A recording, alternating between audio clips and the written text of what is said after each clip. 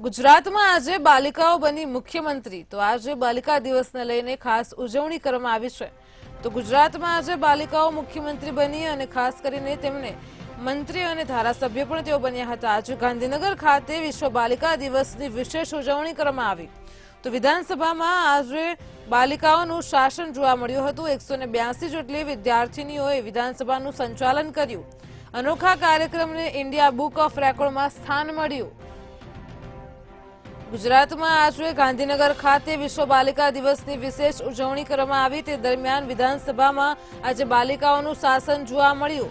તમામ બાલિકાઓ મુખ્યમંત્રી, મંત્રી અને ધારાસભ્ય બની હતી। 182 જેટલી વિદ્યાર્થીનીઓએ વિધાનસભાનું સંચાલન કર્યું। અનોખા કાર્યક્રમને ઇન્ડિયા બુક ઓફ રેકોર્ડમાં સ્થાન મળ્યું છે।